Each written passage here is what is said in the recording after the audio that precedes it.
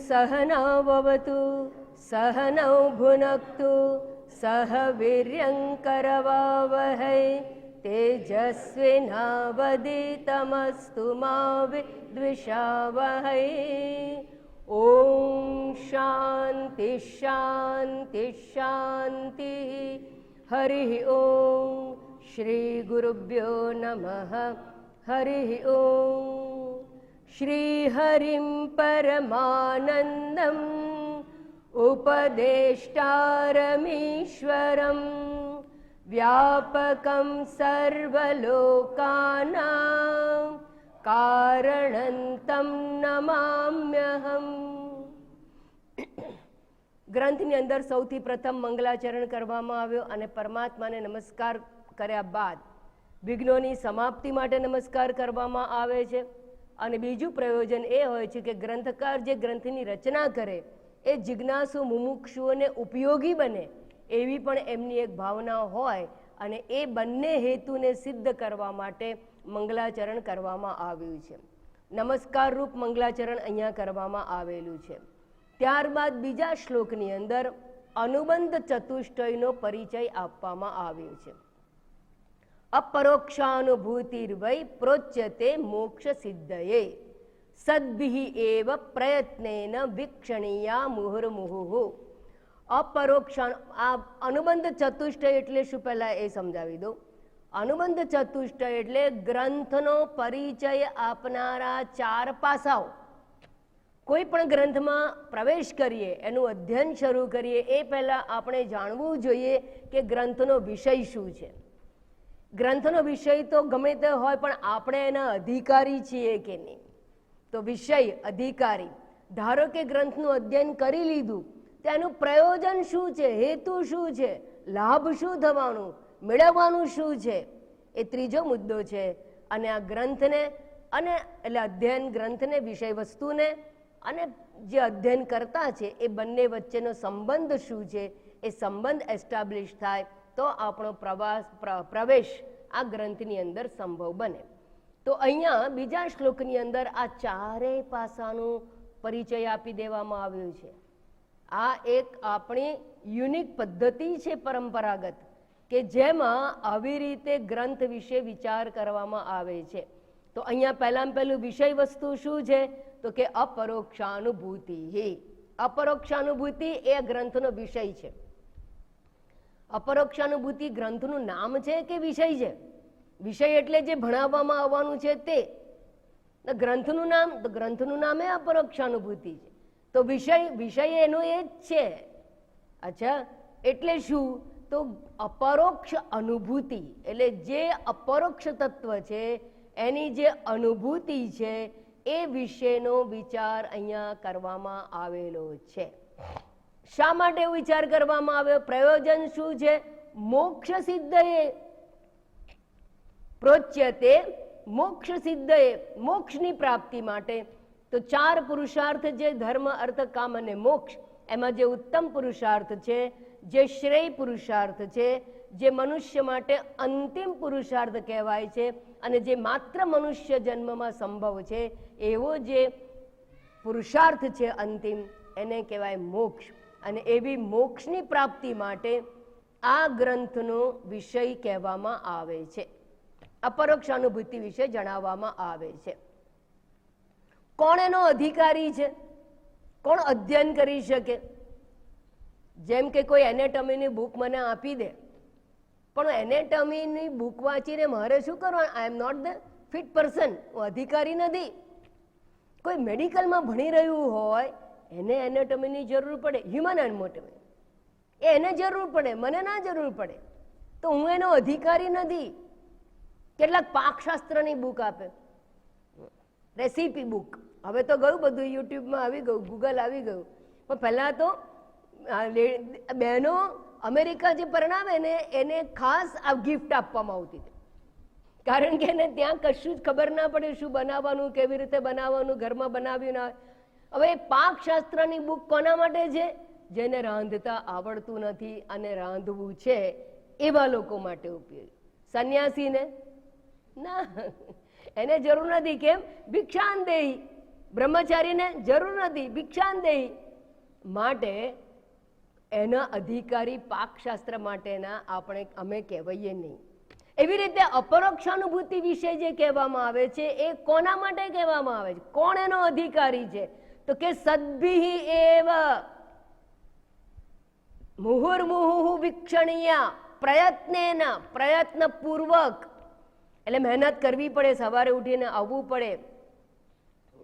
પ્રયત્નેન મુહુર્મુહુ, વારંવાર, again and again. એવું નહીં કે એક દિવસ ખાઈએ તો ચાલે, ના. એમ અઠવાડિયામાં એક વખત પ્રવચનમાં આવીએ તો ચાલે, ના ચાલે. અને ધારો કે અઠવાડિયામાં એક વાર ખાવાનું ખાધું હોય તો શું થાય? નબળા પડી જઈએ, વીકનેસ આવી જાય. બસ એવી રીતે અધ્યાત્મ ક્ષેત્રમાં પણ એવું જ છે. જો તમે રોજ એનું અધ્યયન ના કરો, સ્વાધ્યાય અધ્યેતવ્ય, સ્વાધ્યાય હંમેશા કરવો જોઈએ. ના કરો તો એ પણ તમારું નબળું પાસું પડી જાય. અર્થાત અધ્યાત્મમાં તમારો પ્રવેશ કે પ્રગતિ સંભવ નથી. એટલા માટે કહું મુહુર્મુહુ વીક્ષણીય, ઈક્ષણીય, વિચાર કરવો જોઈએ. વીક્ષણીય, વિશેષણ ઈક્ષણીય, અર્થાત વિશેષતાપૂર્વક, એટલે વધારે ખાસ ગંભીરતાથી વારંવાર એનો પ્રયત્નપૂર્વક આ ગ્રંથ ઉપર વિચાર કરવો જોઈએ. પણ કોણ છે અધિકારી? સદ્ભિ. સદ્ભિ એટલે સત્પુરુષ, સજ્જન પુરુષ. અહીંયા સજ્જન પુરુષ કોણ હોઈ શકે? તો કે જે સાધન ચતુષ્ટ સંપન્ન હોય એને અહીંયા સજ્જન પુરુષ કહેવામાં આવે છે. તો who is the qualified to learn this subject? તો કે જે સાધન ચતુષ્ટય સંપન્ન છે તે. સાધન ચતુષ્ટય એટલે શું? સાધન એટલે સાધન, ચતુષ્ટય એટલે ચાર, અને ચાર સાધનથી સંપન્ન હોય તે. ચાર સાધન એટલે શું? ફિયાટ, ફ્રીઝ, એસી? ના, અહીંયા ચાર સાધન એ આંતરિક સાધન છે, વિશેષ પ્રકારના સાધન છે. આ સાધન છે વિવેક, વૈરાગ્ય, સમાધિ, ષટ સંપત્તિ અને મુમુક્ષા. આ જેની પાસે હોય તે આ ગ્રંથનો અધિકારી કહેવાય. હવે આ સાધન છે ને, એ સાધન સંપન્ન વ્યક્તિ છે કે નહીં ખબર કેવી રીતે પડે? આ સાધન સૂક્ષ્મ છે, આ સાધન માનસિક છે, માનસિક સ્તરે પ્રાપ્ત કરવાની વાત છે. એટલે મનોભૂમિકા એવી હોવી જોઈએ, મન એવું આપણું હોવું જોઈએ કે જે અપરોક્ષાનુભૂતિનો અભ્યાસ કરવા માટે સમર્થ હોય, એની તાકાત હોય. ઘણા લોકો પ્રવચન પછી કે બમ્પર જાય છે, પલ્લે પડતું નથી. એનો અર્થ શું થયો? Not fit. પલ્લે નથી પડતું કે બમ્પર એને જાય કે જેનું મન તૈયાર નથી થયું. અને આ ગ્રંથો, વેદાંતનું અધ્યયન કરવું હોય, કોઈ પણ વેદાંત ગ્રંથની અંદર પ્રવેશ કરવો હોય તો ચાર સાધન આપણી પાસે હોવા જોઈએ, જેને સાધન ચતુષ્ટય કહેવામાં આવે છે. તો આમ બીજા શ્લોકની અંદર આ ચાર બાબતો કહેવામાં આવી કે આ ગ્રંથનો વિષય શું છે, આ ગ્રંથનો અધિકારી કોણ છે, આ ગ્રંથનું અધ્યયન કરવાથી પ્રયોજન શું પ્રાપ્ત થાય છે. વિષય અપરોક્ષાનુભૂતિ, આ ગ્રંથનો અધિકારી સાધન ચતુષ્ટય સંપન્ન, આ ગ્રંથનું પ્રયોજન મોક્ષની પ્રાપ્તિ, અને સંબંધ જે છે એ જે અધ્યયન કરનાર અધિકારી અને વિષય વસ્તુ વચ્ચે, તો વિષય પ્રાપ્ય છે અને અધિકારી પ્રાપક છે. અર્થાત પ્રયોજન કહીએ તો પ્રયોજન પણ પ્રાપ્ય છે, મોક્ષ પ્રાપ્ય છે, અને પ્રાપક એટલે જે અધિકારી છે એ પ્રાપક છે. માટે બંને વચ્ચે પ્રાપ્ય પ્રાપક સંબંધ કહેવામાં આવે છે. બરાબર? તો અધ્યયન દ્વારા આપણને પ્રાપ્ત થવાનું, શું પ્રાપ્ત થવાનું? મોક્ષની પ્રાપ્તિ. એટલે આપણે પ્રાપક કહેવાઈએ, અને જે વિષય છે એ પ્રાપ્ય છે, અથવા મોક્ષ છે એ પ્રાપ્ય છે. તો પ્રયોજન અને અધિકારી વચ્ચે કહો કે વિષય અને અધિકારી વચ્ચે સંબંધ છે પ્રાપ્ય પ્રાપક સંબંધ. આ વાત જણાવ્યા બાદ હવે પ્રશ્ન એ જાગે કે તો પછી આ સાધન ચતુષ્ટય જે વાત કરી, એ સાધન ચતુષ્ટય સંપન્ન થવાય કઈ રીતે? કઈ માર્કેટમાં જઈને લઈ આવીએ? તમે કહો કે ટીવી જોઈએ, ફ્રીજ જોઈએ, તો ચલો માર્કેટમાં જોવા જઈએ, કેવું કેવું એના શોરૂમ હોય. આ વિવેક, વૈરાગ્ય, ષટ સંપત્તિ ક્યાંથી લેવાના? શેનાથી મળે? કયા દ્વાર? કેવી રીતે મળે આપણને? તો એને માટે શું ખર્ચવું પડે? કંઈક પૈસા આપીએ તો વસ્તુ મળે, એમ અહીંયા પણ કંઈક આપવું પડે. એમને એમ કશું મળતું નથી જગતમાં, તો કેવી રીતે મળે? તો ત્રીજા શ્લોકની અંદર સાધન ચતુષ્ટય સંપન્ન કેવી રીતે થવાય, એની ઉપલબ્ધિનું સાધન કેવી રીતે પ્રાપ્ત થાય, 4 સાધનો, એનું નિરૂપણ. મને લાગે છે કે આ એક જ ગ્રંથમાં, અત્યાર સુધી મેં જોયા છે ગ્રંથો, એમાં એક જ ગ્રંથ એવો છે કે જેની અંદર કેવી રીતે સાધન ચતુષ્ટયની પ્રાપ્તિ થાય એનું નિરૂપણ કરવામાં આવેલું છે. અને વેરી ઇમ્પોર્ટન્ટ ફોર બિગિનર્સ. કયા છે સાધનો? તો કે જે સ્વવર્ણાશ્રમ ધર્મેણ, પોતાના આશ્રમ અને વર્ણ એ બંનેના ધર્મોનું પાલન કરવું. અને એ બંને પ્રકારના ધર્મોનું પાલન કરવું એ મોટા મોટી તપશ્ચર્યા છે. અત્યારે ઘણા શ્રાવણ મહિનો એકવાર કરશે, આખો ચતુર્માસ કરશે, એકાદશી કરશે, અનેક પ્રકારના ઉપવાસો આ મહિનાની અંદર આવી જાય અને આપણે સંતુષ્ટ થઈ જઈએ છીએ કે અમે તપશ્ચર્યા કરીએ છીએ. સૌથી મોટું તપ તો આ તપ છે. જ્યાં સુધી આ તપ જીવનમાં ના હોય ત્યાં સુધી અન્ય તપને તપ નથી કહેવાતું, એને તો નિગ્રહ, ઇન્દ્રિય નિગ્રહ કહેવામાં આવે. એ તપ નથી. તમે ભોજન ના કરો ભાવતું તો એને ઇન્દ્રિય નિગ્રહ કહેવાય. તમે ઇન્દ્રિયો ઉપર કાબુ કરો છો. પણ તપશ્ચર્યા એટલે શું? ભગવાને ગીતામાં પણ કહ્યું અને રમણ મહર્ષિએ પણ તપશ્ચર્યાની વાત કરેલી છે. ભગવાને કહ્યું છે બહવઃ જ્ઞાન તપસા પૂતા મદભાવમ આગતા, 4થા અધ્યાયમાં કહ્યું છે ઘણા જ્ઞાન તપથી તપ્ત થઈ અને મારી પાસે મને પ્રાપ્ત કરે છે, મારી પાસે આવે છે, અર્થાત મને પ્રાપ્ત કરે. બહવઃ જ્ઞાન, ત્યાં જ્ઞાનરૂપી તપની વાત કરી. અને રમણ મહર્ષિએ કહ્યું મહદિદમ તપો રમણ વાગિયમ, એ પણ જ્ઞાન યોગની વાતમાં અંતે ઉપદેશ સારના અંતિમ શ્લોકમાં કહેવામાં આવ્યું ઇદમ મહાન તપ, આ મહાન તપ છે. અને અહીંયા શબ્દ આવે તપસા, તપ દ્વારા. પણ તપશ્ચર્યા કયા પ્રકારની? શું શારીરિક તપ છે? ના. જેને અંતિમ કલ્યાણ કરવું છે એના માટે આ તપની વાત નથી. નાની છોકરી જન્મે ને પછી તો 5-6 વર્ષની થાય ને એને વ્રત કરાવવામાં આવે, તો એવા તપ જે છે ને આ તો બાળકો માટેના છે. એ ઇન્દ્રિય નિગ્રહ રૂપી છે, મનો નિગ્રહ રૂપી તપ છે. અહીંયા જે તપ કહેવામાં આવ્યું છે એ સ્વ એટલે પોતાના એટલે કયા? આ દેહાદી સંઘાત છે એ પોતા. અહીંયા સ્વ એટલે આત્મા નહીં, સ્વ એટલે ઉપાધિ. આ જે શરીર છે એ શરીરના ધર્મો છે. કયા? 2 પ્રકારના દરેક પાસે ધર્મો છે. કયા ધર્મો છે? એક આશ્રમ ધર્મ છે અને એક વર્ણ છે. આપણી પરંપરામાં હિન્દુ, સનાતન હિન્દુ પરંપરાની અંદર 4 પ્રકારના આશ્રમ કહેવામાં આવ્યા છે. બ્રહ્મચર્ય આશ્રમ, ગૃહસ્થ આશ્રમ, વાનપ્રસ્થ આશ્રમ અને સંન્યાસ. હવે તમે મને એ કહો કે કોઈ અમને પૂછે તમે ક્યાં રહો છો, તો કે તો આશ્રમમાં રહે છે. તમે પણ એવું કહો તો આશ્રમમાં જઈએ, તો તમે ક્યાં છો? બધા આશ્રમમાં જ છે.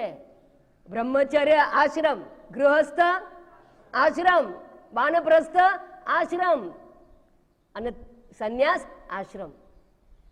આ 4 આશ્રમની વાત કરવામાં આવી છે. આપણે પરંપરામાં ઇન્ડલ્જન્સને સ્થાન નથી, ભોગને સ્થાન નથી. આશ્રમ એટલે શું? આ દરેક આશ્રમમાં જે આશ્રમમાં જે વ્યક્તિ હોય એનું એક કર્તવ્ય હોય, કર્તવ્ય પાલન કરવાનું. દાખલા તરીકે બ્રહ્મચર્ય આશ્રમમાં જે હોય એણે ગુરુ પાસેથી વિદ્યા અધ્યયન કરવું અને ગુરુની સેવા કરવું, ગુરુ કહે તે કરવું, એ એના માટેનું કર્તવ્ય છે. ત્યારબાદ ગૃહસ્થ આશ્રમ, ધર્મનું પાલન કરવું, કર્મયોગનું પાલન કરવું, ધર્મનું પાલન કરવું, એ ગૃહસ્થ જીવનનું કર્તવ્ય છે. માતા પિતાની સેવા કરવી, બાળકોને ઉત્પન્ન કરવા, બાળકોને ઉછેર કરવો, એને સંસ્કાર સિંચન આપવું, નાગરિક તરીકેનું ફરજનું પાલન, સમાજની અંદર ફરજનું પાલન, અનેક પ્રકારની ફરજોનું પાલન ગૃહસ્થ જીવનમાં કહેવામાં આવેલું છે. એ થકી કર્મયોગ થઈ જાય. ત્યારબાદ આવે છે વાનપ્રસ્થ આશ્રમ.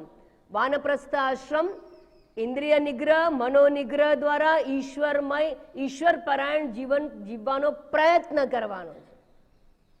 અર્થાત આ જગતથી સંબંધો તોડી અને ઈશ્વર સાથે સંબંધ જોડવાના પ્રયત્નો જે આશ્રમમાં કરવામાં આવે એ વાનપ્રસ્થ આશ્રમ છે. અને અંતિમ સંન્યાસ આશ્રમ જે છે, સંન્યાસ આશ્રમમાં એક જ કર્તવ્ય છે અને તે છે મોક્ષ પ્રાપ્તિ, અર્થાત પરમાત્મા પ્રાપ્તિ. બ્રહ્મ તત્વનું, બ્રહ્મ વિદ્યાની પ્રાપ્તિ કરે અથવા બ્રહ્મ નિષ્ઠાની પ્રાપ્તિ કરે. તો બ્રહ્મ વિદ્યાની પ્રાપ્તિ અને બ્રહ્મ નિષ્ઠાની પ્રાપ્તિ રૂપી કર્તવ્ય હોય તો સંન્યાસ જીવનનું છે. તો આશ્રમ સાથે કર્તવ્ય જોડાયેલું છે. તો અહીંયા તમારે સાધન ચતુષ્ટય થવું હોય તો પોતાના ધર્મનું પાલન કરો, આશ્રમ ધર્મનું પાલન કરો, નંબર 1. પછી બીજો ધર્મ છે વર્ણ. આ શરીર સાથે બે વસ્તુ સંકળાયેલી છે. એક વર્ણ પણ છે. વર્ણ એટલે શું? તો કે બ્રાહ્મણ, ક્ષત્રિય, વૈશ્ય અને શૂદ્ર.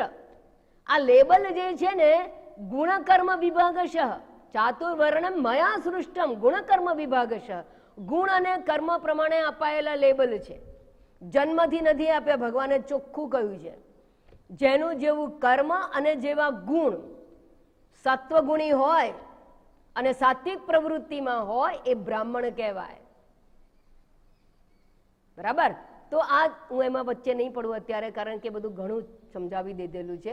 પણ 4 વર્ણ જે છે, અર્થાત દરેકે પોતાના વર્ણ પ્રમાણે, એટલે કોઈ શિક્ષક હોય, કોઈ વકીલ હોય, કોઈ બિઝનેસમેન હોય, તો અને કોઈ ક્લાર્ક હોય, તો દરેકે પોતાના કર્મ પ્રમાણે, એટલે ઉપાધિ પ્રમાણે, કર્તવ્ય પ્રમાણે, આશ્રમ પ્રમાણે કર્તવ્ય કર્મ કરવું જોઈએ. વકીલે નિષ્ઠાપૂર્વક વકીલાત કરવી જોઈએ. બિઝનેસમેને નિષ્ઠાપૂર્વક બિઝનેસ કરવો જોઈએ. ભેળ શેડ, ભ્રષ્ટાચાર, આ બધું અધર્મ કર્મ છે. તો અને વધારે પડતો માલ લૂંટી લેવો, આ બધું કરવું એ પણ પાપ છે. તો જે નીતિથી થાય એ નીતિનું પાલન કરીને કર્મ કરવું, પોતાના હોદ્દાનું માન જાળવીને કર્તવ્ય કર્મ કરવું, એને કહેવાય વર્ણ ધર્મ. તો આશ્રમ ધર્મ અને વર્ણ ધર્મ આ બંનેનું પાલન કરવું સહેલું નથી. મન ક્યાંય ક્યાંય લપસી જાય, મન આળસી જાય, મન લપસી જાય, ઘણા બધા પ્રશ્નો એની અંદર ઊભા થતા હોય છે. તો એ મન કર્તવ્યચ્યુતિ ના કરે એનું ધ્યાન રાખી અને કર્તવ્ય પાલન, કર્તવ્ય નિષ્ઠ રહેવું, એને તપશ્ચર્યા કહેવામાં આવે છે. એનાથી ફાયદો શું? દાખલા તરીકે મા બાપની સેવા કરવાની. એક ભાઈ છે, 3 ભાઈઓમાંથી એક જ ભાઈ કરે, બીજા ભાઈઓ જોવાય નથી આવતા, પૂછવાય નથી આવતા. માંદા હોય ત્યારે તો ખાસ નહીં, ખર્ચો કરવો પડે, પૂછવું પડે. તો શું સમજવાનું? પેલા ભાઈને એમ થાય કે હું એકલો કરું, હું એકલો કરું. તું કોના માટે કરે છે? પહેલા એક વસ્તુ સમજવાની. આમાં આવું બધું જીવનમાં ચાલ્યા કરતું હોય છે, પણ આમાં એક વસ્તુ સમજવાની, તમે કોના માટે કરો છો? મા બાપ માટે નહીં. તમે કર્તવ્ય પાલન તમારા પોતાના માટે કરો છો. કર્મનું ફળ મા બાપને નથી મળવાનું. પુત્ર કર્તવ્ય કરશે, કર્મ કરશે, તો એનું ફળ મા બાપને નહીં, પુત્રને મળવાનું છે. કર્મનું ફળ જે કર્મ કરે તેને મળવાનું છે. અને એને કયું ફળ મળવાનું છે? હરિતોષણાત. જગત રાજી થાય કે ના થાય, પણ ઈશ્વર પ્રસન્ન થાય. અને ઈશ્વરની પ્રસન્નતા થાય તો તમારો મોક્ષ માર્ગ નિર્વિઘ્ને તમને પ્રાપ્ત થાય. તમારા જીવનમાં જે ઈચ્છો એની પ્રાપ્તિ ઈશ્વર દ્વારા થઈ જાય. કારણ કે ઈશ્વર સંતુષ્ટ થાય, ઈશ્વર પ્રસન્ન થાય. ઈશ્વરને સંતુષ્ટ કરવા, અને કેવી રીતે સંતુષ્ટ થાય? તપશ્ચર્યા દ્વારા. કઈ તપશ્ચર્યા દ્વારા? કર્તવ્ય પાલન રૂપી તપશ્ચર્યા દ્વારા, ધર્મ કર્મની તપશ્ચર્યા દ્વારા ઈશ્વરને સંતુષ્ટ કરીને, જગતને નહીં. જગત તરફ જોશો તો ફ્રસ્ટ્રેશન આવશે, ફરિયાદો ઊભી થશે. પણ ઈશ્વર પ્રસન્ન કરવાના છે, ને ઈશ્વર પ્રસન્ન થશે તો ઈશ્વર તો સર્વશક્તિમાન છે. જે ઈચ્છો તે આપે. તમે નિષ્કામ ભાવથી કરશો તો મોક્ષ પ્રાપ્તિ માટેનો અધિકાર પ્રદાન કરશે. તો તમને સાધન ચતુષ્ટયની પ્રાપ્તિ થશે. હા, અહીંયા સાધન ચતુષ્ટયની વાત કરવામાં આવી. ઈશ્વર સંતુષ્ટ થાય તો સાધનમ પ્રભવેત પુંસા, મનુષ્યને સાધનની પ્રાપ્તિ થાય. અને 4 સાધનમાં મુખ્ય સાધન છે વૈરાગ્ય. વૈરાગ્ય અપાતો નથી. વૈરાગ્ય ધર્મ પાલનના પરિણામે પ્રાપ્ત થતી મનોભૂમિકા છે, પરિપક્વતા છે. વૈરાગ્ય એટલે રાગનું નિકંદન નીકળી જાય. આ રાગ એટલે આસક્તિ સમાપ્ત થાય. વૈરાગ્ય કોઈ ક્રિયામાં રહેલો નથી. વૈરાગ્ય એટલે રાગનો અભાવ, આસક્તિનો અભાવ. અટેચમેન્ટ છૂટી જાય, આપોઆપ છૂટી જાય. પ્રેમ અને અટેચમેન્ટમાં બહુ ફેર છે. રાગ અને પ્રેમ, રાગ બંધનકારક છે, પ્રેમ બંધનકારક નથી. પ્રેમ શુદ્ધ છે. પ્રેમ મર્યાદિત નથી, રાગ મર્યાદિત છે. રાગમાં કન્ડિશન છે, પ્રેમમાં કન્ડિશન નથી. એટલે રખે એવું સમજતા કે રાગ છૂટી જાય તો પછી શું થાય? કંઈ નહીં થાય. પ્રેમ ટકે છે, રાગની નિવૃત્તિ થશે અને રાગની નિવૃત્તિને વૈરાગ્ય કહેવામાં આવશે. અને એવા વૈરાગ્યવાળા મનની અંદર પોતાનું કલ્યાણ શેમાં છે અને પોતાનું બંધન શેમાં છે એ સમજવાની શક્તિ પ્રાપ્ત થાય, એને વિવેક કહેવામાં આવે છે. અને તો સત્સંગમાં જવાની ઈચ્છા થાય અને સત્સંગત્વે નિસંગત્વમ, નિસંગત્વે નિર્મોહત્વમની વાત સમજાતી જાય. એટલે અહીંયા કહે છે સાધનમ પુંસામ પ્રભવેત, મનુષ્યને સાધનની પ્રાપ્તિ થાય છે. અને સાધન કયા છે? વૈરાગ્યાદિ ચતુષ્ટયમ, વૈરાગ્ય વગેરે 4 સાધનોની પ્રાપ્તિ થાય છે. આ મહત્વનો શ્લોક હતો એટલે મેં થોડો સમય વધારી લીધો. હવે શ્લોક નંબર 4 થી 9 પર્યંત 4 સાધનની વાતો કરી. વૈરાગ્યાદિ ચતુષ્ટયમ એ વાત કરી, પણ આ 4 સાધન કોને કહેવાય? તો 4 સાધનનું નામ છે, નામ તો કહી દીધા તમે, વિવેક, વૈરાગ્ય, ષડ સંપત્તિ અને મુમુક્ષા. પણ વિવેક એટલે શું? વિવેકનો પરિચય શું? નિત્યાનિત્ય વસ્તુ વિવેક, વિવેક તત્વબોધમાં ભણી ગયા. એ જ વાતને વિસ્તારપૂર્વક અહીંયા અપરોક્ષાનુભૂતિમાં શંકરાચાર્યજીએ પુનઃ, તત્વબોધ પણ શંકરાચાર્યનું રચિત છે અને અહીંયા પણ આ વાત કરવામાં આવી. આ ગ્રંથ પણ શંકરાચાર્ય વિરચિત છે. તો 4 થી 9 શ્લોક પર્યંત વિવેક, વૈરાગ્ય, ષડ સંપત્તિ, ષડ એટલે 6 પ્રકારની સંપત્તિ. સંપત્તિ એટલે સંપત્તિ એટલે વેલ્થ. વેલ્થ કઈ વેલ્થ? તો અહીંયા ઇનર વેલ્થની વાત, આંતરિક સંપત્તિ. સંપત્તિવાન હોય કેવો? એ સમૃદ્ધ કહેવાય, એ તાકાત વાળો માણસ કહેવાય. જે પૈસા ટકે સુખી હોય તાકાત વાળો કહેવાય. પણ આ જે સમૃદ્ધિ ને સંપત્તિ છે એ આંતરિક છે. એમ જેની પાસે આ 6 પ્રકારની આંતરિક સંપત્તિ છે એનું મન મજબૂત કહેવાય.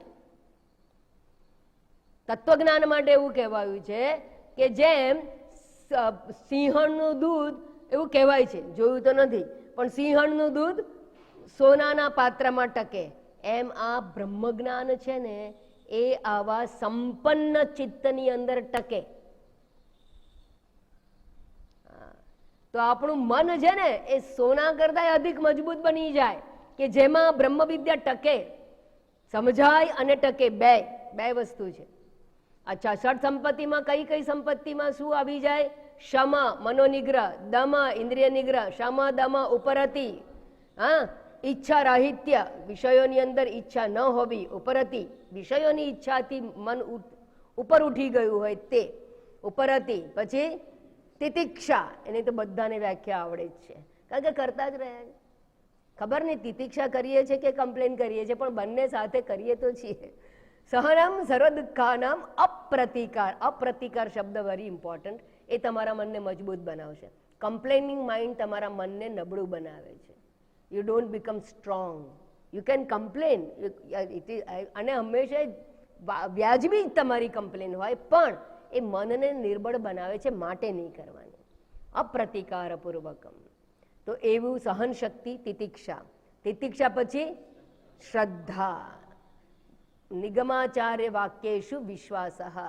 નિગમ એટલે વેદ અને આચાર્ય જે અધ્યયન કરાવી રહ્યા છે એ બંનેના વાક્યોની અંદર વિશ્વાસ. વિશ્વાસ એટલે સત્ય બુદ્ધિ અવધારણમાં. એક જગ્યાએ શંકરાચાર્યજી કહે છે એમાં સત્ય બુદ્ધિ ધારણ કરવી, એટલે જે કહે છે એ સત્ય છે એવી રીતે એને સ્વીકારવું, શંકા રહિત થઈને સ્વીકારવું. એને શ્રદ્ધા કહેવામાં આવે છે. અને છેલ્લું છે સમાધાન. સમાધાન એટલે પોતાના લક્ષ્યની અંદર ચિત્તની એકાગ્રતા પ્રાપ્ત કરવી, એને સમાધાન કહેવામાં આવે. તો આ 6 સંપત્તિ યુક્ત મન હોવું જોઈએ. અને મુમુક્ષા એટલે મોક્ષની પ્રબળ ઈચ્છા, તીવ્ર ઈચ્છા. આ 4 સાધનો, એનો પરિચય, એની વ્યાખ્યા કો, એની ઓળખ કો, એ શ્લોક નંબર 4 થી 9 પર્યંત આપી દેવામાં આવી છે. ત્યારબાદ 10મા શ્લોકની અંદર કહ્યું કે ઉક્ત સાધન યુક્તેન વિચારઃ પુરુષેણ હિ કર્તવ્ય જ્ઞાન સિદ્ધ્યર્થમ આત્મનઃ શુભમિચ્છતા. પોતાનું કલ્યાણ ઈચ્છનારા, શુભમિચ્છતા અર્થાત પોતાનું કલ્યાણ ઈચ્છે. કલ્યાણ ઈચ્છે છે અર્થાત મોક્ષ પ્રાપ્તિ પોતાનું કલ્યાણ છે. તો મોક્ષ પ્રાપ્તિની ઈચ્છા રાખનારા મુમુક્ષુએ ઉક્ત સાધન યુક્તેના આ 4 સાધન પ્રાપ્ત કરી લીધા બાદ, પહેલા તો 4 સાધન પ્રાપ્ત કરીને અધિકારી બનવાનું. હવે અધિકારી બની ગયા, 4 સાધન ઉપલબ્ધ થઈ ગયા, તો હવે શું કરવાનું? તો એના માટેનું કર્તવ્ય. જ્યારે કર્તવ્ય શબ્દ આવે, must be done, A emphasise કરે છે આપણે કરવું જ જોઈએ, નો ઓપ્શન, વિકલ્પ રાહિત્યમ, વિકલ્પ નથી, નો ઓપ્શન, કરવું જ જોઈએ. કર્તવ્ય, મુમુક્ષુનું કર્તવ્ય શું છે? તો કે છે એણે જ્ઞાન સિદ્ધ્યર્થમ, મોક્ષ પ્રાપ્તિ માટે જ્ઞાન પ્રાપ્ત કરવું જોઈએ. કેમ? કારણ કે જ્ઞાન મોક્ષનું સાક્ષાત સાધન છે. Direct means for liberation. જ્ઞાન એ મોક્ષનું સાક્ષાત સાધન છે. અને જ્ઞાન પ્રાપ્તિ કેવી રીતે થશે? શું કરવાનું જ્ઞાન પ્રાપ્તિ માટે? વિચારઃ કર્તવ્ય, પુરુષેણ વિચારઃ કર્તવ્ય. મનુષ્યએ વિચાર કરવો જોઈએ. શંકરાચાર્યજી વિવેક ચૂડામણીમાં શું કહે છે? વસ્તુ સિદ્ધિર, વિચાર શબ્દ આવી ગયો. વિચાર કરો. તમે હું પૂછું છું તમને કે ઘરેથી નીકળ્યા એ પહેલા કઈ વિચાર કરતા હતા કે નહોતા કરતા? કરતા હતા. આપણા ક્લાસ બંધ હતા ત્યારે તમારું મન વિચાર કરતું હતું કે નહોતું? કરતું હતું. તો વિચાર તો કરતા જ હોઈએ છે ને, એમાં કર્તવ્ય, વિચારઃ કર્તવ્ય કહેવાની શું જરૂર? તો કે જે જ્ઞાન પ્રાપ્તિ માટેનો વિચાર કરવો જોઈએ. અને જ્ઞાન પ્રાપ્તિથી મોક્ષ છે, માટે જ્ઞાન પ્રાપ્તિ માટે વિચાર કરવો જોઈએ. વિચાર કરવાનો પણ એ સ્પેસિફિક થિંકિંગ છે. વિશેષ પ્રકારનો વિચાર કરવાનો, વિશેષ વિષયનો વિચાર કરવાનો. વિચાર તો બધા જ કરતા હોય છે. દરેક મનુષ્ય પાસે મન છે, અને મન હોય એટલે માણસ વિચાર કરતો જ હોય. મારે ખાવું ના ખાવું, ઉઠવું ના ઉઠવું, જવું ના જવું, બોલવું ના બોલવું, આ કરું તે કરું, આવું કરું તેવું કરું, આવી રીતે કરું તેવી રીતે, આ વિચારો તો ચાલતા જ હોય છે. પણ એ વિચારોની વાત અહીંયા નથી. અહીંયા વિચાર શબ્દ છે એ ટેકનિકલ છે. કેવો વિચાર કરવાનો? બ્રહ્મ વિદ્યાની પ્રાપ્તિ કરવા માટે શું વિચારણા કરવાની? એ શ્લોક નંબર શ્લોક નંબર 11માં તો વિચારની અનિવાર્યતા બતાવવામાં આવી. વિચાર નહીં કરો તો જ્ઞાન પ્રાપ્ત નહીં થાય. હા, એ પણ એટલો જ મહત્વનો શ્લોક છે. આખો શ્લોક આપ્યો શંકરાચાર્ય. શા માટે? કારણ કે ઘણા લોકો એવું સમજે છે કે મોક્ષની પ્રાપ્તિ કોઈ આપણા માથે હાથ મૂકે ને થઈ જાય. મોક્ષની પ્રાપ્તિ સમાધિ લગાવવાથી થઈ જાય. મોક્ષની પ્રાપ્તિ હઠયોગ કરીને સમાધિમાં બેસીને કરવાથી થઈ જાય.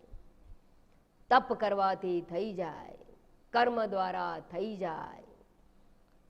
એવી જે સમજ છે એ ભ્રાંતિ છે, એને તોડવા માટે અહીંયા શંકરાચાર્યજી કહે છે કે જ્ઞાનથી જ મોક્ષ થશે. માટે જ્ઞાન પ્રાપ્તિનો પ્રયત્ન કરવા માટે વિચાર કરવો જ જોઈએ. અને વિચારણાથી જ જ્ઞાન પ્રાપ્ત થાય ને જ્ઞાનથી જ મુક્તિ થાય. આ ત્રણેય વચ્ચે જે સંબંધ છે ને એ અવિનાભાવ સંબંધ છે. એમાં કોઈ પ્રકારના બાંધછોડની શક્યતા નથી.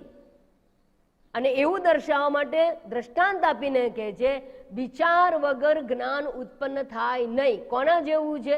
તો કે જેવી રીતે પદાર્થોનું જ્ઞાન પ્રકાશની હાજરી વગર સંભવ નથી. પછી ઇલેક્ટ્રિસિટીનો પ્રકાશ હોય કે મશાલનો પ્રકાશ હોય કે સૂર્ય પ્રકાશ હોય, કોઈ પણ પ્રકારનો પ્રકાશ હોય કે ચંદ્ર પ્રકાશ હોય, પણ પ્રકાશ વગર પદાર્થનું ભાન, વસ્તુનું ભાન, જ્ઞાન અસંભવ છે. બસ એવી રીતે વિચારણા કર્યા વગર જ્ઞાન ઉત્પન્ન થતું નથી. અને જ્ઞાન વગર મોક્ષ સંભવ. જ્ઞાન અને મોક્ષ તો બંને એક જ વસ્તુ છે. જ્ઞાન પ્રાપ્તિ કહો અને મુક્તિની પ્રાપ્તિ કહો, બંને એક જ વસ્તુ છે. તો એ જ્ઞાન માટે વિચાર કરવો જોઈએ, અને વિચાર વગર જ્ઞાન ના થાય. ન કર્મણા ન પ્રજયા ધનેન ન. બરાબર, એ બધી જગ્યાએ નેતિ નેતિ કહીને બધા સાધનોની વાત કરી દીધી. ન તપસા, તપ દ્વારા નહીં, ન યજ્ઞેન દાનેન તપસા, તપ દ્વારા નહીં, યજ્ઞ દ્વારા નહીં. ગમે તેવા યજ્ઞો યાગ કરાવો, એનાથી પણ આત્મજ્ઞાન પ્રાપ્ત થતું નથી. માત્ર વિચારથી જ પ્રાપ્ત થાય છે એવું જણાવવા માટે દ્રષ્ટાંત આપ્યું કે જેમ પદાર્થને જોવો હોય તો કોઈ પણ પ્રકારનું પ્રકાશ જ જોઈએ. પ્રકાશ વગર પદાર્થ ભાન સંભવ નથી. અહીંયા એવું નથી કીધું કે સૂર્યપ્રકાશ, સૂર્યપ્રકાશ ના હોય તો વીજળીનો પ્રકાશ, વીજળીનો પ્રકાશ ના ચંદ્રનો પ્રકાશ, મીણબત્તીનો પ્રકાશ, દીવાનો પ્રકાશ, મશાલનો પ્રકાશ, કોઈ પણ પ્રકાશ જોઈએ. પ્રકાશ વગર પદાર્થ ભાન સંભવ નથી. બસ એવી રીતે વિચારણા કર્યા વગર જ્ઞાન સંભવ નથી. માટે જ્ઞાન માર્ગે આગળ વધવું હોય તો વિચાર કરવો જોઈએ. જ્ઞાન માર્ગ એ વિચાર માર્ગ છે. જ્ઞાન માર્ગ એ કોઈ કર્મ દ્વારા આગળ વધવાની વાત નથી. અને વિચાર કરવો પડે માટે અઘરો લાગે છે. ઘણા લોકો કંઈક કામ આપો, અમને કંઈક કામ આપો. કામ સહેલું છે, કારણ કે એમાં ઇન્દ્રિય, મન બધું અંદર ઇન્વોલ્વ હોય. બીજું આપણે જેવું જીવન જીવ્યા હોય એ જીવન જ એક અલગ પ્રકારનું કર્મ, એને આપણે કર્મયોગ કહીએ. નિષ્કામ ભાવે કર્મ કરો, કર્મ છે. પણ જે વિચાર છે ને એ માત્ર મનથી થાય છે. મન સૂક્ષ્મ છે. આપણે બેઠા નદી કિનારે 5 મિનિટ બેસો, પછી તમે નોંધ કરો કે 5 મિનિટમાં મને કયા કયા વિચાર કર્યા. તમે 1 જ મિનિટ મનને ઓબ્ઝર્વ કરી શકશો, તે પણ ટુકડે ટુકડે. કન્ટિન્યુઅસ તમારું મન ક્યાં વિચાર કરે છે ને એ બહુ અઘરું છે. ભટકી જાય, ક્યાંય ચાલ્યું જાય. તો વિચાર કરવા માટે મન જોઈએ, અને મન તમારા હાથમાં ના હોય અથવા તમારા કાબુમાં ના હોય તો તમે એને યોગ્ય વિષયમાં પરોવી શકો નહીં.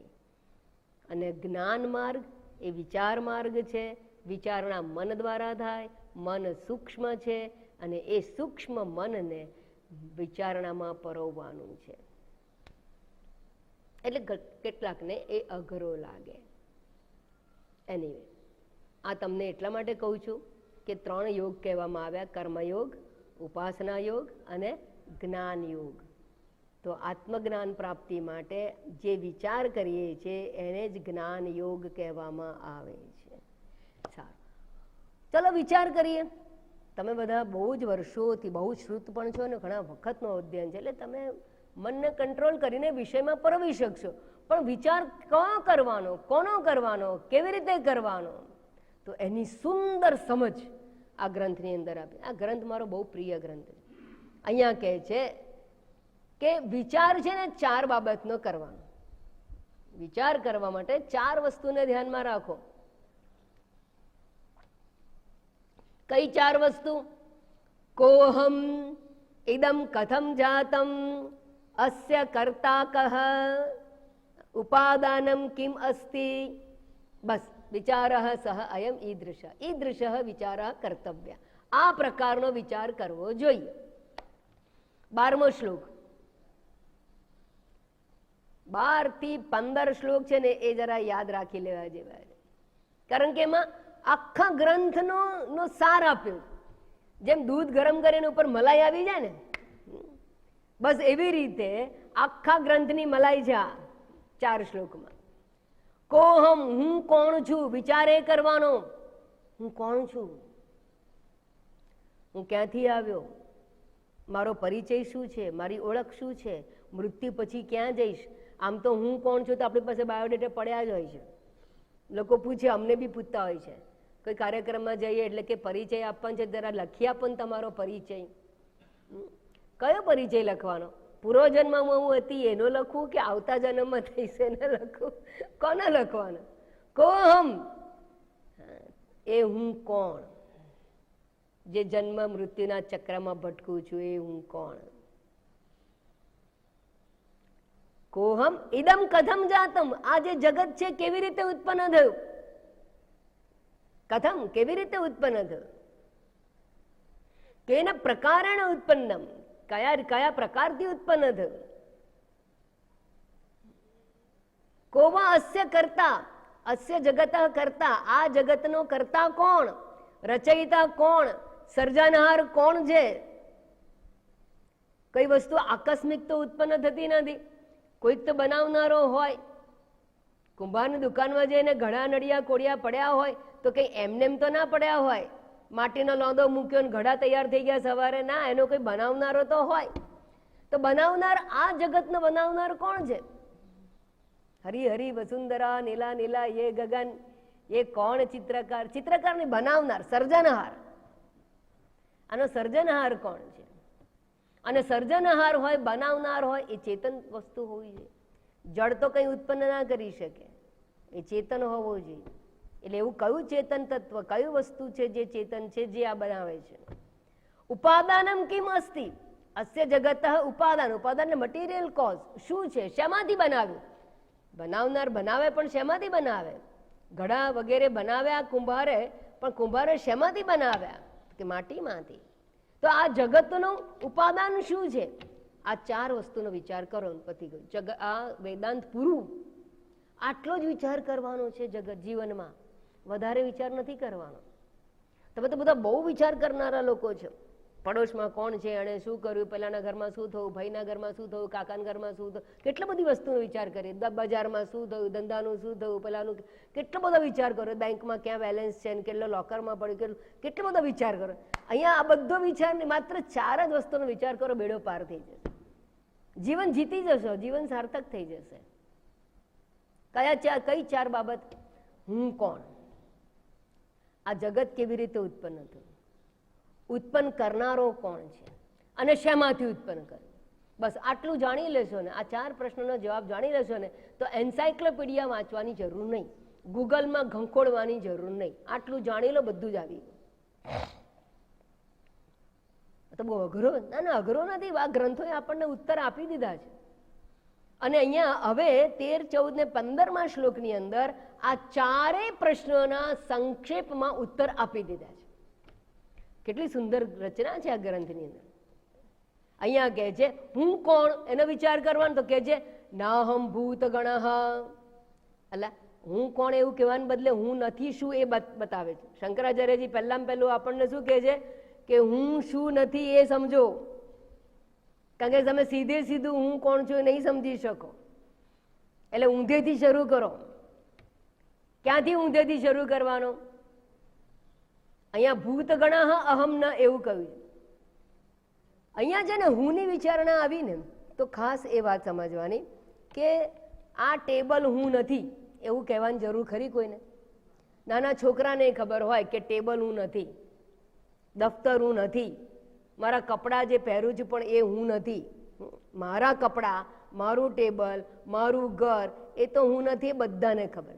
પણ જે ખરેખર હું નથી અને એને હું માની લેવાયું છે, ત્યાં આગળ શંકરાચાર્ય વિચારણા શરૂ કરે છે. આ શરીર હું નથી અને હું માની લેવાયું છે. અને આ શરીર શું છે? તો કે પંચ મહાભૂતમાંથી ઉત્પન્ન થયેલું છે. ગણ એટલે સમૂહ, ભૂત એટલે પંચમહાભૂત, પંચમહાભૂતનો સમૂહ, પંચમહાભૂતનું પૂતળું. આ શરીર એ હું નથી. અહમ ન ભૂત ગણઃ દેહ. આ જે દેહ છે એ ભૂતોનો સમૂહ છે. અને એટલે જ્યારે મૃત્યુ પામે અને સ્મશાનમાં જ્યારે શરીરને ચિતાને સોંપી દેવામાં આવે ત્યારે શું કહેવામાં આવે? તમે ટીવી ન્યૂઝમાં પણ જોજો, ફલાણા ફલાણા ફલાણાનું શરીર, પાર્થિવ શરીર પંચમહાભૂતમાં વિલીન થઈ ગયું. આ શબ્દો સાંભળ્યા હશે, વેરી પોપ્યુલર વર્ડ. પંચમહાભૂતમાં વિલીન થઈ ગયું એટલે શું હતું? પંચમહાભૂતમાંથી આવ્યું હતું, પંચમહાભૂતમાં ભળી ગયું, લીન થઈ ગયું એટલે ભળી ગયું. પાણીનો ભાગ છે ઉડીને વરાળ થઈ ગઈ, વાયુમાં જતો રહ્યો. અને આ શરીર છે નિરખ્યા થઈ ગઈ, માટીમાં મળી ગયું, માટીનું શરીર માટીમાં પૃથ્વીમાં મળી ગયું. તો પંચમહાભૂતનું પૂતળું છે આ તો, અને એમાં આપણે હું બુદ્ધિ કરી છે. તો પહેલા વિચાર કરો, આ ભૂત ગણ હું નથી. અચ્છા, તો હું કોણ છું? આની અંદર જે મન છે તે, આ શરીર હું નહીં, પણ શરીર દ્વારા જે વસ્તુને જોનાર અંદર આ ઇન્દ્રિયો છે તે. તો કે ના, ન અહમ અક્ષગણ. વળી હું અક્ષગણ. અક્ષગણ એટલે અક્ષ એટલે ઇન્દ્રિય. ઇન્દ્રિય સમૂહ પણ હું નથી. ઇન્દ્રિય બે પ્રકારની છે, એક બાહ્ય અને એક આંતર. આંતર ઇન્દ્રિયોને અંતઃકરણ કહેવામાં આવે.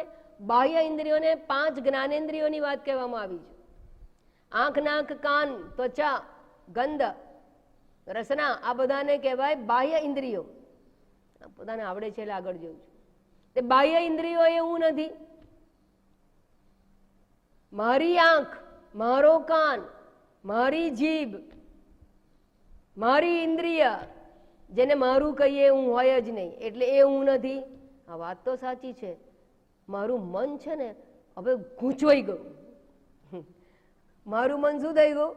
ગૂંચવાઈ ગયું. કોનું મન? મારું. એનો અર્થ શું થયો? હું મન નહીં. તો અંતઃકરણ, મન, બુદ્ધિ, ચિત્ત, અહંકાર એ પણ હું નહીં. વિસ્તારથી સમજાવેલું છે એટલે હું આગળ જઉં. તો આ બે તો હું નહીં, એટલે આ સ્થૂળ શરીર હું નહીં, મન વગેરે હું નહીં, ઇન્દ્રિય હું નહીં. જેને આ શરીર છોડીને જાય, બીજું શરીર લેવા માટે ગમન કરે, એટલે એ સૂક્ષ્મ શરીર. મનઃસ્થાની ઇન્દ્રિયાણી પ્રકૃતિ સ્થાની કરશતી શરીરમ યદવાપનોતિ યચ્છાપિત્ક્રામતિ. 15મા અધ્યાયમાં જે કહેવામાં આવી કે ઉઠમણું કોનું થાય છે? સૂક્ષ્મ શરીર ઉઠીને જાય છે, સ્થૂળ શરીર અહીં પડ્યું રહે છે. પણ એ સ્થૂળ શરીર પડ્યું રહે છે એ પણ હું નહીં. અને જે નવું શરીર પ્રાપ્ત કરવા માટે ગતિ પ્રાપ્ત કરે છે, સદગતિ, અવગતિ, એ સૂક્ષ્મ શરીર પણ હું નહીં. મન હું નહીં, ઇન્દ્રિય હું નહીં, એટલે આવાગમન કરનારું સૂક્ષ્મ શરીર પણ હું નહીં. તો પછી હું કોણ છું? એતદ વિલક્ષણ. આ બંને શરીરોથી ભિન્ન. કશ્ચિત. કશ્ચિત એટલે કંઈક એવું છે જે આ બંનેથી જુદું છે, જે બંનેને જાણે છે, જે બંનેનો જ્ઞાતા છે. અને એ જે બંનેથી ભિન્ન તત્વ શું છે એ હું છું એવું સમજવા માટે એના ઉપર વિચાર કરો. તો વિચાર આટલો જ કરવાનો. કયો? કે જે હું નથી એનો વિચાર કરો, અને હું શું છું એનો વિચાર કરો. હું નથી એમાં બાહ્ય જગત તો હું નથી એ બધાને ખબર છે, એના માટે કોઈ શાસ્ત્ર કે વેદ ભણવાના નથી. પણ જેમાં હું બુદ્ધિ મૂકી છે એવું આ સ્થૂળ શરીર, અને હું બુદ્ધિ મૂકી છે કે હું મારી ગતિ થશે, હું સદગતિને પ્રાપ્ત કરીશ, હું અવગતિને એમાં પણ હું બુદ્ધિ મૂકી છે. હું વિચારું છું, હું નક્કી કરું છું. આ બધું સૂક્ષ્મ શરીરગત અહમ ભાવ છે. આ બંને આપણે નથી. અને બંનેથી વિલક્ષણ, ભિન્ન, જુદું, તદ્દન જુદું જે તત્વ છે એ હું છું, જે બંનેનો જ્ઞાતા છે, બંનેનો સાક્ષી છે, બંનેને જાણે છે. મન ક્યાં ભટકે છે એને જાણનાર હું છું. બુદ્ધિ કેવા નિર્ણયો કરે છે, સાટા ખોટા, એ જાણનાર હું છું. ચિત્ત એકાગ્ર થતું નથી, જાણનાર હું છું. અર્થાત જાણનારો હું એનાથી ભિન્ન છું. સ્થૂળ શરીર હવે વૃદ્ધ થવા આવ્યું છે, હું જાણું છું, હું જ્ઞાતા છું. તો સ્થૂળ શરીર અને સૂક્ષ્મ શરીરથી હું ભિન્ન છું.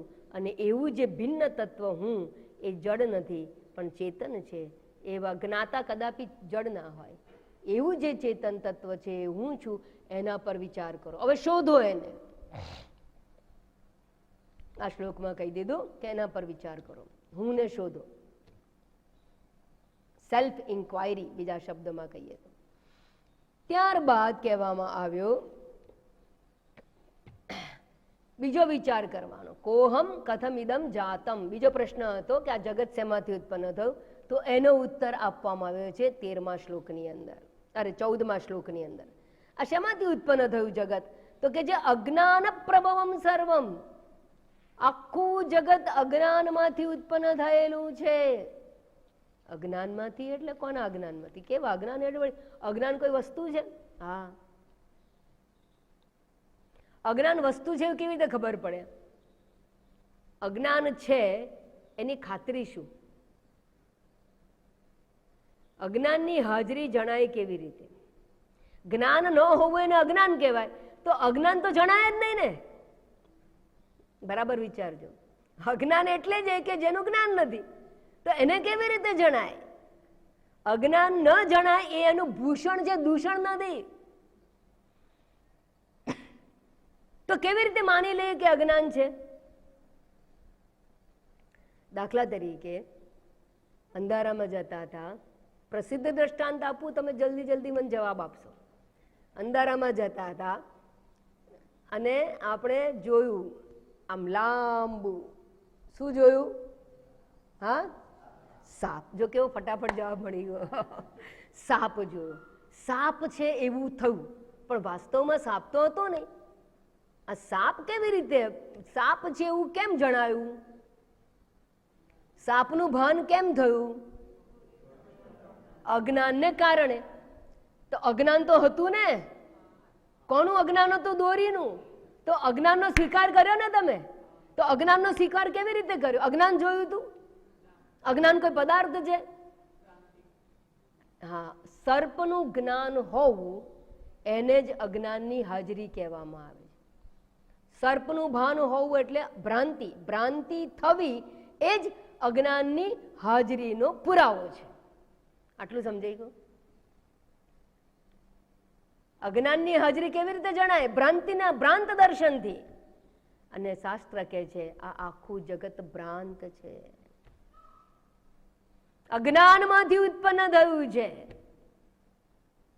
વાસ્તવમાં નથી. બ્રહ્મ સત્યમ જગત મિથ્યા. મિથ્યા એટલે હોય નહીં છતાં જણાય એવું આ જગત છે. જેમ સર્પ દોરીમાં હતો નહીં છતાં જણાતો હતો, એટલે મિથ્યા સાપ. વૈસે એવું આ જગત મિથ્યા છે. તો મિથ્યાની ઉત્પત્તિ શેમાંથી થાય? અજ્ઞાનમાંથી. સાપની ઉત્પત્તિ શેમાંથી થઈ? અજ્ઞાનમાંથી.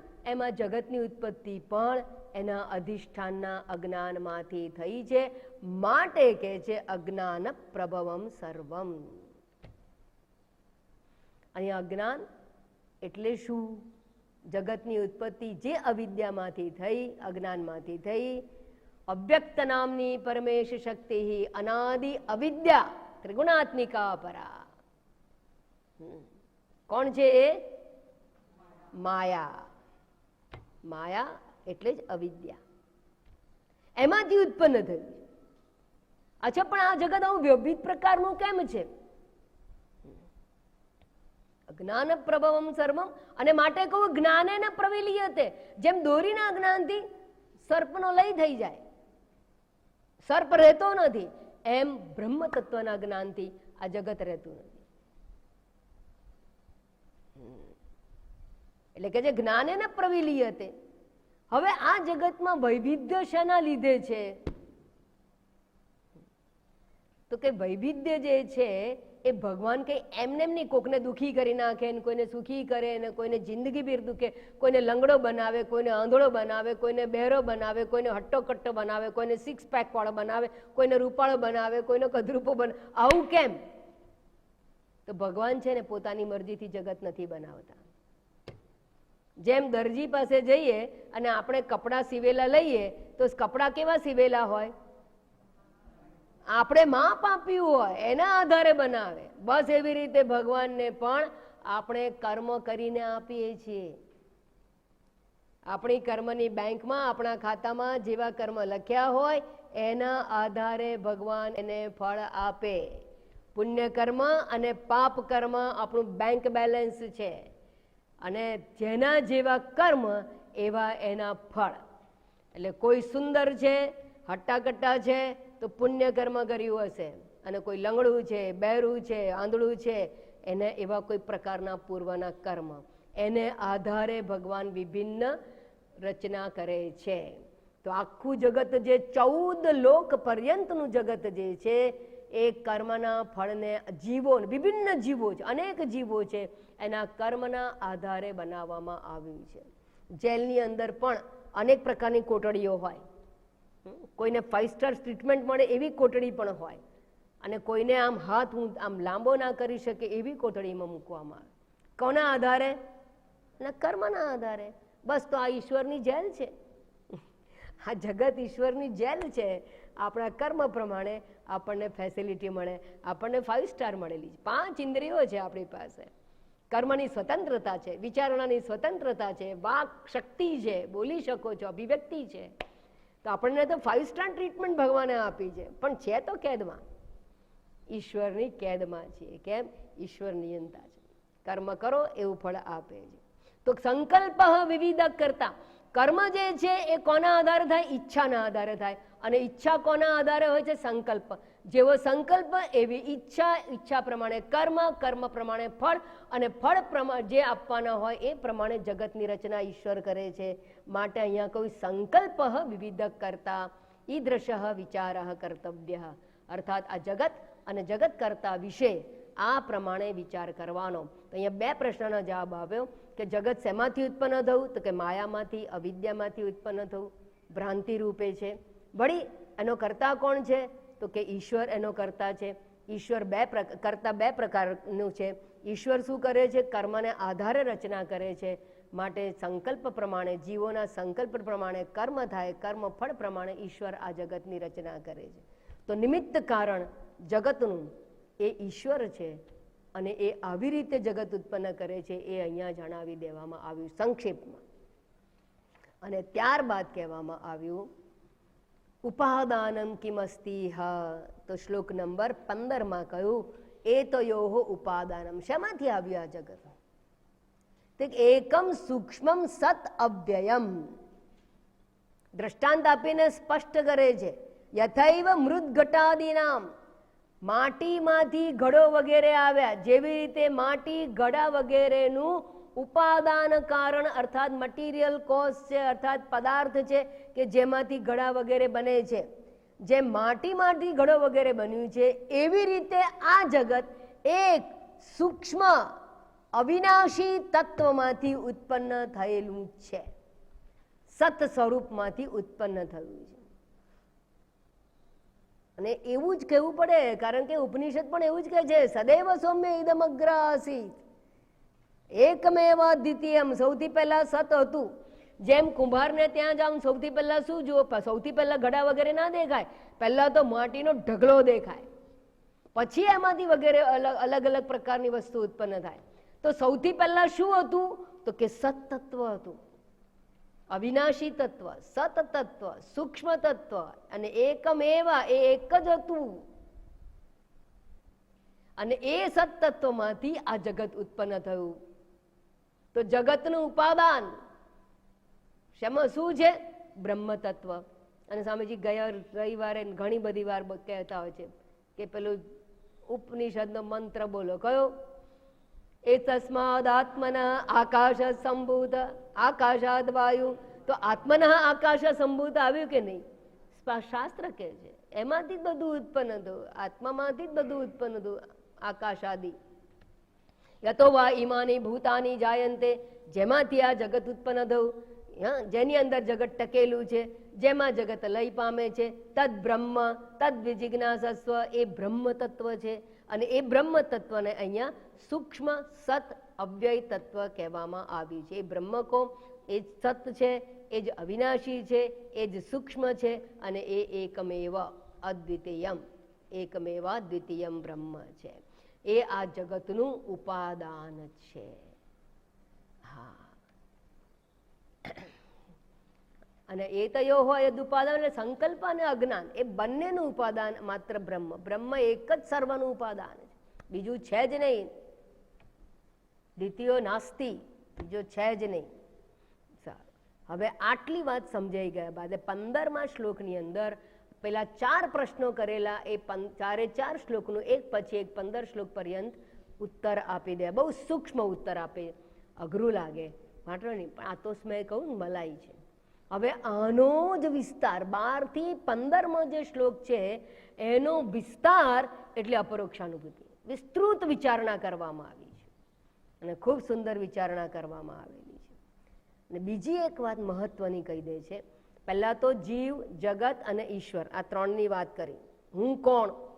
તો સ્થૂળ શરીર સૂક્ષ્મ શરીરથી ભિન્ન કોઈ વસ્તુ છે એ હું છું, કહી દીધું. ના હમ ભૂત ગણો દેહ ના હમ ચાક્ષ ગણસ તથા કરીને.